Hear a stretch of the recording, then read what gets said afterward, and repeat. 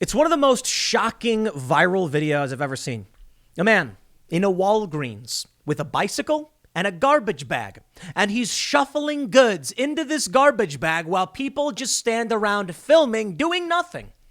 He gets on his bike, and as he tries to ride away through the store on a bicycle, the only thing that happens is the guy grabs the bag, doesn't pull it away from him. The guy just keeps going, makes his way out of the store, riding his bike through the store. I have to stress that. Stealing a big black garbage bag full of goods from Walgreens.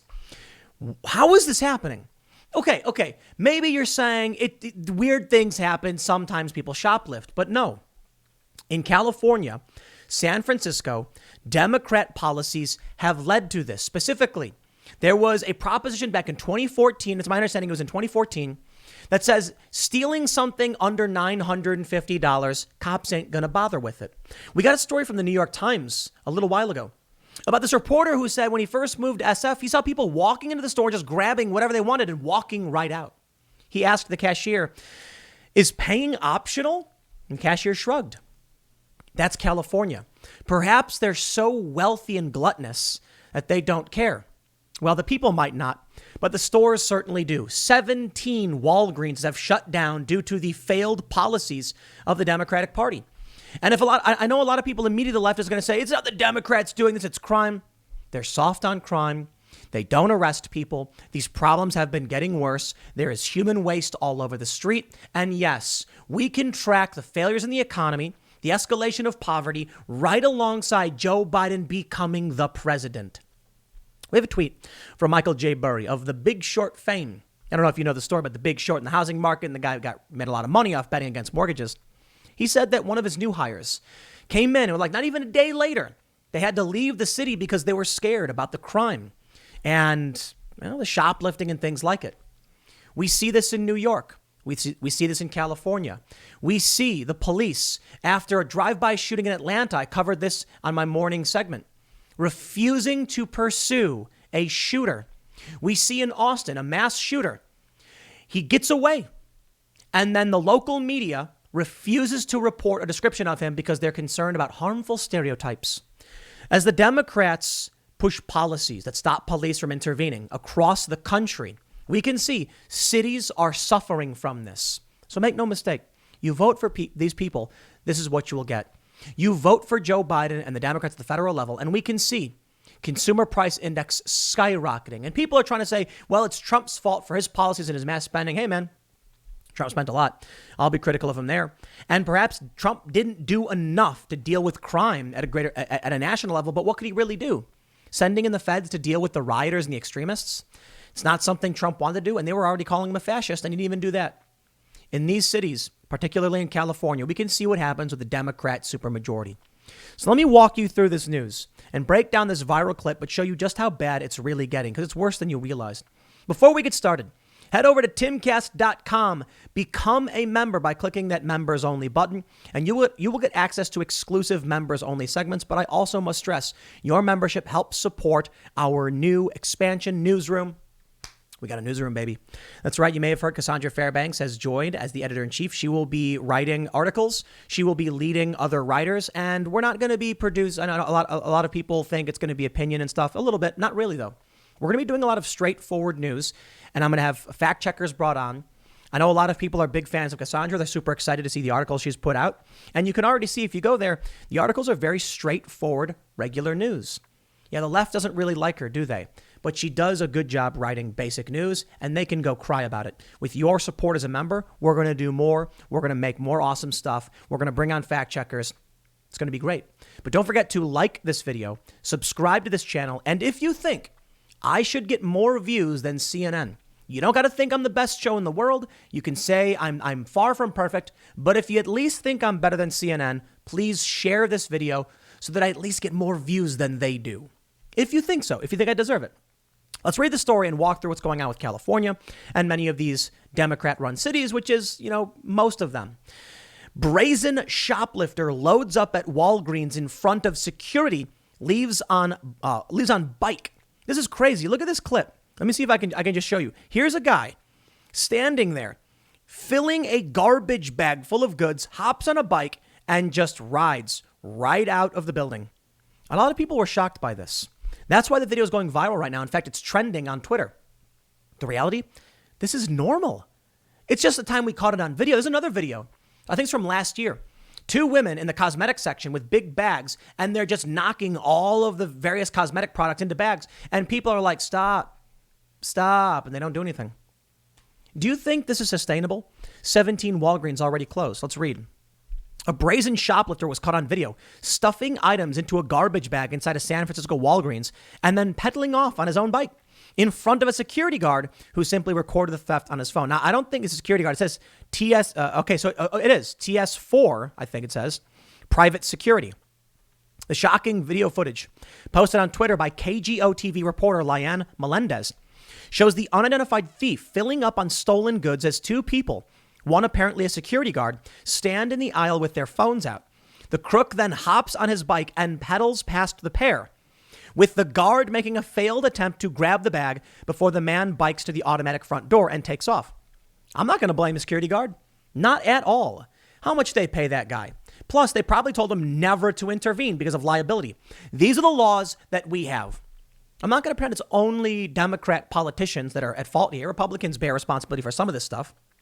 Legality issues, liability, protecting of the business over the individuals. It's hard to say for sure in certain circumstances. But I can tell you this.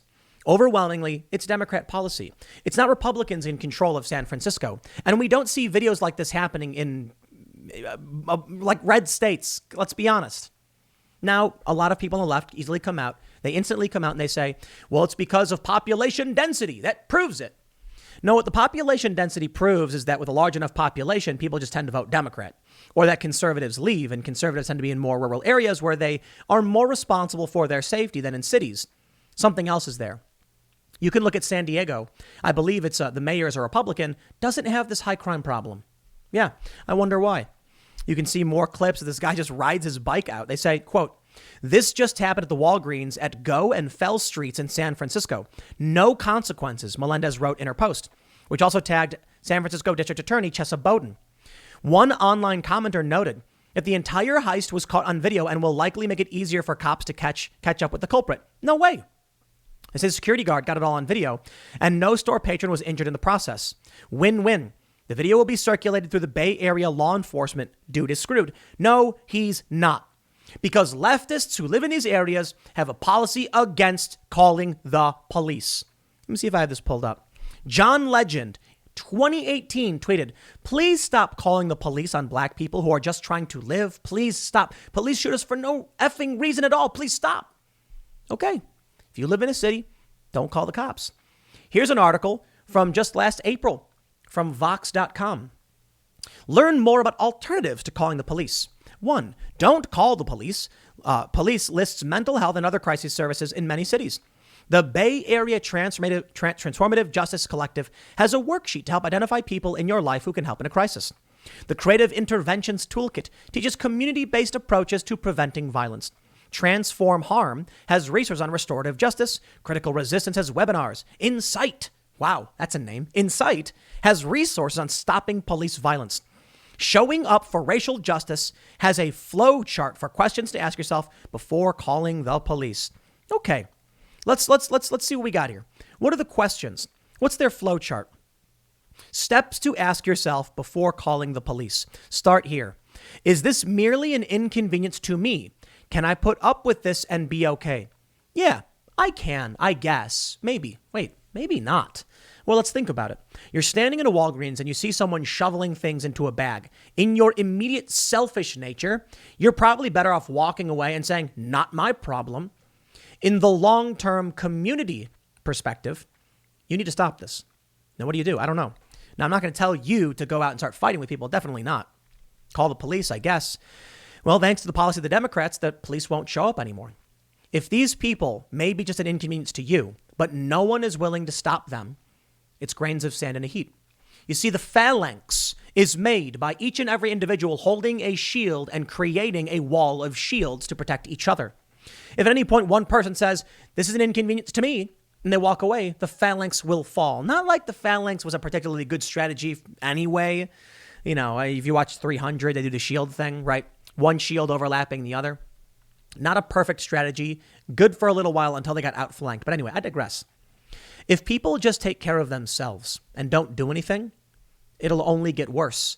And then the violence begins. But let's think selfishly. You're watching this happen like a security guard. Well, you don't want to put yourself at harm. You'll be okay. So I can deal. It then says, my community and I handle the situation. Wait, what? That's what it says? No joke. Start here. Yes, I can deal. And the line jumps straight down to handled. Is that a joke? Walgreens stores are shutting down. Check this out. Walgreens, this is from March 4th. Walgreens shutters 10 stores in San Francisco as residents point to rampant shoplifting. Okay, here we go. May 23rd. Walgreens has closed 17 of its stores due to rampant stealing. And CVS has called the city one of the epicenters of organized retail crime. From The Independent. Okay, so wait, hold on. You mean to tell me that the left is saying that's taken care of? Your cities are falling apart, dude. Let's try again. Is this merely an inconvenience to me? Can I put up with this and be okay? No. If I do nothing, the crime will get worse, our stores will shut down, and we won't have anywhere to buy the goods we need to live here. I must respond. The next question. Can I handle this on my own? Is this something I could try to talk with the person? Yes, I can talk it out. We handle the situation, they say. Well, no, and this guy on the bike, he ain't listening. He's not going to stop. The guy tries to stop him. He carries on. I need backup. Is there a friend, neighbor, or someone whom I could call to help me? If you can, it's all done and handled. No, in this regard, what are you going to do? Fight the guy? Then take responsibility for legal liability? No, you need professionals. You need police. Could we use mediation to talk through what happened? Or could I call an emergency response hotline? No. They then say, if I call the police, do I understand how involving the police could impact me and the other person? And then what? It doesn't even say to call the police.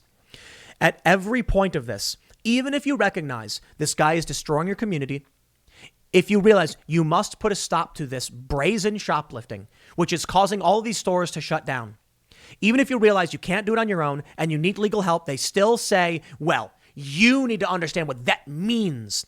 Nowhere do they say, call the police. It's not a flowchart. It's propaganda. Propaganda advocating for the destruction of where you live. Allow me to read for you from this amazing New York Times op-ed from May 21st. San Francisco's shoplifting surge. Friday. The mundane crime of shoplifting has spun out of control in San Francisco, forcing some chain stores to close. Thomas Fuller says, good morning. Soon after moving to San Francisco in 2016, I walked into a Walgreens in North Beach to buy an electric toothbrush. As I was paying for it, a man walked into the store, grabbed a handful of beef jerky, and walked out. I looked over at an employee who shrugged. Then I went to Safeway next door for some groceries, and I saw a man stuffing 3 bottles of wine into a backpack and walking casually toward the exit. On his way out, he bagged some snacks. I asked the Safeway clerk about the thefts. I'm new to San Francisco, I said. Is it optional to pay for things? 5 years later, the shoplifting epidemic in San Francisco has only worsened. At a board of supervisors hearing last week, representatives from Walgreens said that thefts at its stores in SF were 4 times the chain's national average, and that it had closed 17 stores largely because the scale of the thefts had made business untenable. Brendan Dugan, the director of the retail crime division at CVS Health, called San Francisco one of the epicenters of organized retail crime, and said employees were instructed not to pursue suspected thieves because encounters had become too dangerous. Consult the flowchart. Is it dangerous, and do these dangerous criminals need to be stopped? Yes. Well, you better not call the police because who knows what might happen. Quote, we've had incidents where our security officers are assaulted on a pretty regular basis in SF, Dugan said. The retail executives and police officers emphasized the role of organized crime in the thefts. And they told the supervisors that Proposition 47, the 2014 ballot measure that reclassified nonviolent thefts as misdemeanors if the stolen goods are worth less than $950, has emboldened thieves. Sounds like Democrat policy in big cities. You know what happens? You go to a red state and try and steal. Someone's going to stop you. And I don't want to be too aggressive in how I describe this, but I live in an area where people are very much armed and will not tolerate any crime. They don't, because they don't know if you're violent or not, but you're committing a crime and you're putting people in danger. they'll typically stop you.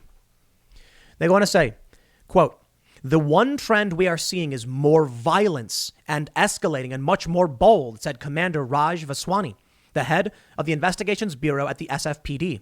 "We see a lot of repeat offenders." San Francisco has suffered in a variety of ways during the pandemic. The city has had twice as many fatal drug overdoses as COVID deaths. Tens of legions of homeless people lined sidewalks during the lockdowns. But the hearing last week focused on something much more prosaic. One of the richest cities in America is struggling with sticky fingers. The hearing did not answer a crucial question. Why San Francisco? If the problem stems in part from a change in California law, why aren't other cities in the state seeing similar spikes in shoplifting? On Thursday, I called Asha Safai, the member of the Board of Supervisors who organized the hearing. We talked about the thefts we had witnessed in the city and the sidewalk thieves markets where steaks, bicycles, and other stolen goods are fenced. Safai said he recently stopped to inspect one of the markets on 24th and Mission.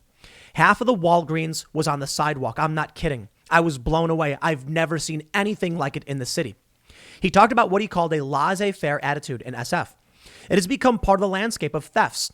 People say, oh, well, it just happens. Thieves are obviously choosing locales based on what the consequences are.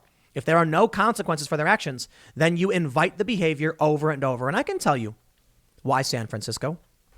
Oligarchy. That's it.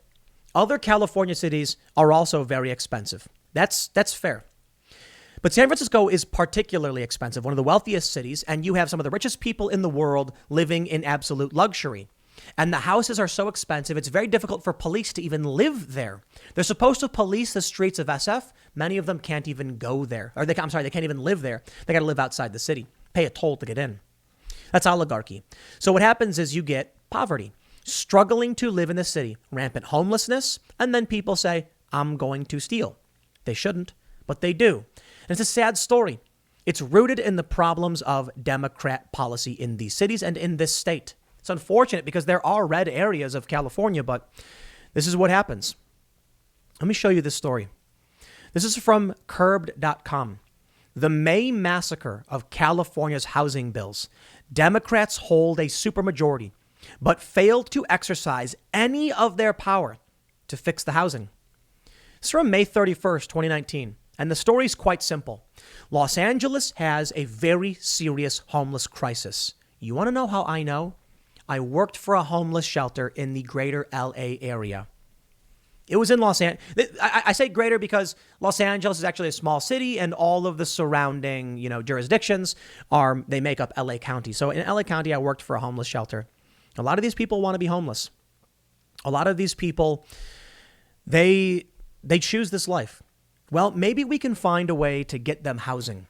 Maybe if the Democrats voted for policies that would actually help these people, we'd get something done. But the reality is California is full of empty platitudes and activists who don't really care about any of this. They don't care whether there's crime. They don't care whether there's homeless people. They just want a virtue signal and look good. It's not too dissimilar to what I saw in Sweden, to be completely honest, where they want to pretend like they're not racist, but they're actually fairly racist. As you probably can guess, many Democrats will pretend to care about whatever cause and then do nothing about it. So what happens? In places like Los Angeles, where the Democrats have a supermajority, like in California, where they control basically everything, all of the branches of government. In Los Angeles, it's all Democrat. And they say, we're going to do all these things. Vote for us. Not a single bit of competition. It's uniparty rule. They have no reason or obligation to care about you. And you know what? Part of the problem, people don't care. People don't care and they vote and they just vote Democrat because it sounds good. The Democrats will say, look at all these homeless people. Well, vote for us and we'll solve this problem. And then they don't. They make it worse. Even when they hold a super majority, they will not fix the problem. Now, look, like I mentioned, some of these homeless people want to be homeless. It's great weather in LA, so it's a very hard problem to fix. Perhaps a little use of authority might help you out. The police have the authority to act in the best interests of the city, and it is not authoritarianism to arrest people for shoplifting. These videos are crazy, man. I think I've got one from James Woods. Is it right here? Dallas, Texas. Hey, man, this is in Texas. How is this happening? It's a woman in what appears to be a gas station just smashing and destroying things. Now, look, even in Texas, They got big blue urban areas. I don't know if it's, this is why I show this, because I'm not trying to just say Democrats own 100% of the problem. Hey, it's a little bit of everybody go around for sure. It's a cultural crisis. It's happening here. But I want to point this out to be fair. I do still think overwhelmingly is a problem. It is a problem of the Democrats. You have these people like John Legend saying, don't call the police. Well, what do you think is going to happen when you do? Cassandra. That's the name. Michael J. Burry on Twitter. He has the name Cassandra for, I don't know why. But you may know him from The Big Short fame. He says, leaving California is tough. Grew up here. Raised kids here. It was home. New hire this week lasted just one day before feeling so threatened by drugs and lawlessness, she is now on her way back to Indiana. Will join us in Nashville. Wake up, America. Yeah, man. Wake up. Here's the original tweet. Wake up, America. Stop to ask yourself before calling the police. No, you need to call the police. You do. I understand it may be hard, but it's the reason I want to show these things. I'm trying to point out it's Democratic politicians and those who support them and vote for them. It's the left in general. The virtue signaling from the tribe supporting overt fake news results in decay. That's what we're seeing. I have this tweet from Jack Posobiec. Let's talk about national level stuff. Someone tweeted to him saying, the fact that Trump isn't getting any blame on this scenario is baffling, Jack Posobiec. Of course, Biden isn't helping with inflation and is making it worse, but Trump effed inflation up big time with his Fed posturing and money printing in recent years. You're biased here. Jack Posobiec then points to this graph from the Bureau of Labor Statistics. 12-month percent change, headline consumer price index, CPI, exempting food and energy. Take a look at this chart. What do you see?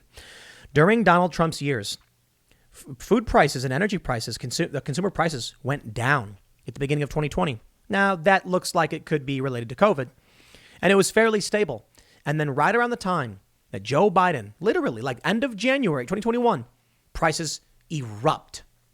Maybe it's not Joe Biden's fault necessarily. Maybe it's COVID. Democrats and Republicans, as well as myself, were advocating for a stimulus package early on. Although I came out later on and started saying we can't just keep spending and printing. We can't do this. They're giving money to big corporations. We've got to stop.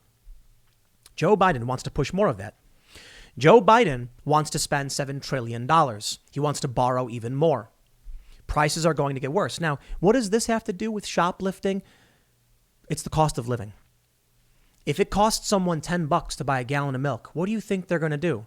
Do you think that some of these people will just roll over and die? No. Now, I'm not saying all these shoplifters are justified and hungry. I think that's a leftist talking point. Some of them are, though. That's true. Poverty breeds crime. This guy's stealing all this stuff. Why is he doing it? I'd imagine he's going to sell it. He's going to get money. And I'd imagine he's going to use that money for general living expenses and maybe things we're not too fond of. Maybe he'll buy drugs. I don't know. Someone goes in and they steal food and they're poor and they steal food. They shouldn't. We should stop that. But we got to figure out how to solve that problem because you can't just have starving people. I don't know the solutions. I don't have all the answers. I've worked for a homeless shelter. I've worked with activists on a lot of causes, feeding people who are hungry and homeless. Not easy to do. So what do we do? We can look to many of these Republican jurisdictions, but they may benefit from the fact that they have a culture of personal responsibility and they're more sparsely populated. Although I look at San Diego and wonder why their crime rate isn't nearly as high as a bunch of these other cities, they don't crack the top 10. Why is it all Democrats? Well, maybe you should start to realize that Democrats don't care about you. They care about themselves. They care about their tribe. They care about winning. They care about virtue signaling. They want other Democrats to think they're cool, and that's about it. So Joe Biden gets in, and you can see immediately the cost of goods takes off. Skyrockets, shortages, food shortages. Here's what will happen.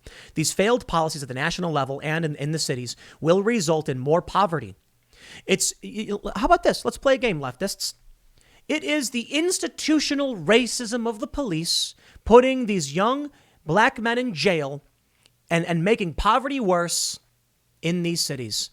Hey, when you complain about that and point your finger at the NYPD, I just want to remind you who runs New York City. Democrats. Who runs New York State?